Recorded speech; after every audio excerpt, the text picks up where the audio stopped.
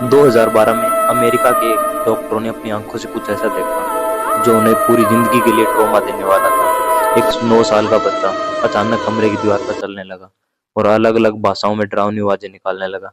यह देखकर doctor, police और पूरा स्टाफ डर गया और यहीं से शुरू हुई डेमन हाउस की सबसे डरावनी कहानी। तो चलिए शुरू करते हैं सूर्यापत की एक और रियल हॉरर स्टोरी। नवंबर 2011 में अमेरिका के शहर गैरी, इंडियाना की एक शांत गली कैरोलाइन स्ट्रीट पर एक छोटा सा घर था।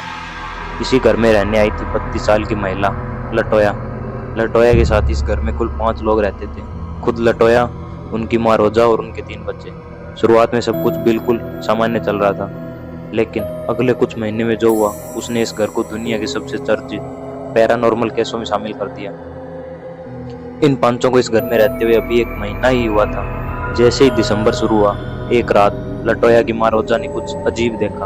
रात के करीब 2 बजे के आसपास लिटरली घर की सीढ़ियों के पास एक काला साया खड़ा था। रोजा को लगा शायद कोई चोर होगा, लेकिन जब उन्होंने लाइट जलाई तो वहाँ कोई भी नहीं था। कुछ दिनों बाद उन्होंने एक और चीज नोटिस की। घर के दरवाजे पर अपने आप खुलने और बंद होने लगे। रसोई में रखी चीजें अपने आप गिरने लगी।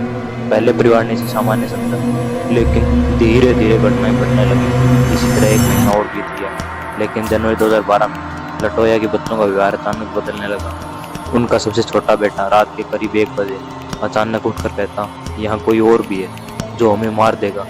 कभी कभी बच्चे खाली कमरे में अकेले ही बातें करने लगते। ऐसा लगता था कोई साया उनसे बात कर रहा हो। लटोया ने बताया कि कई बार बच्चों की आवाज अचानक भारी और अलग हो जाती थी। यह सब देखकर लटोया और पूरा परिवार अब सच में डरने लगा था। जैसे तैसे 4 महीने बीत गए। अब मार्च 2012 शुरू हो चुका था और 4 मार्च की रात पहली बड़ी घटना हुई। रात के ठीक 2 बजे लटोया का 9 साल का बेटा अचानक बहुत जोर से चिल्लाने लगा। उसकी आंखें ऊपर की ओर चली गई और वह अजीब अजीब गुर्राने वाली आवाजें निकालने लगा। यह देखकर पूरा परिवार घबरा गया। उन्होंने किसी तरह सुबह होने का इंतजार किया। जैसे ही सुबह हुई, लटोया सीधे चर्च के पादरी माइकल के पास पहुंची। पादरी ने घर का निरीक्षण किया। उन्होंने कहा कि इस घर में एक बहुत पुरानी एंटिटी मौजूद हो सकती है। माइकल ने उस एंटिटी से बात करने की भी कोशिश की, लेकिन वह असफल रहे। आखिरकार उन्होंने घर का एक्सोर्सिज्म किया। इसके बाद करीब 3 दिन तक घर में शांति रही, लेकिन फिर से अजीब घटनाएं शुरू हो गई।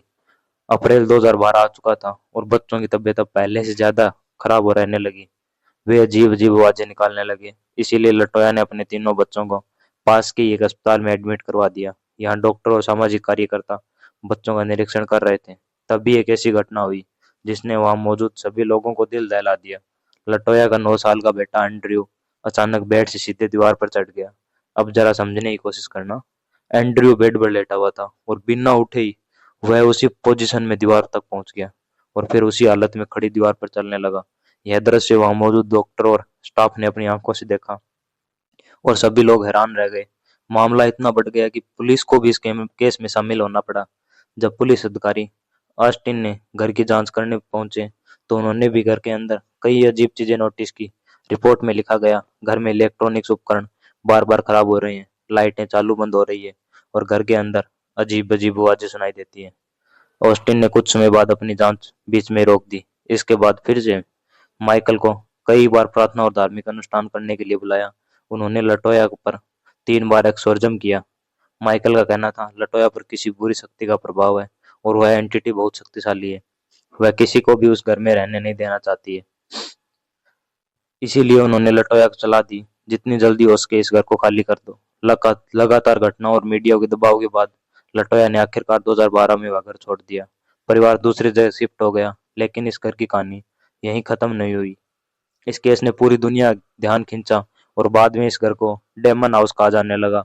2014 में फिल्म निर्माता जैक ने इस घर को खरीद लिया।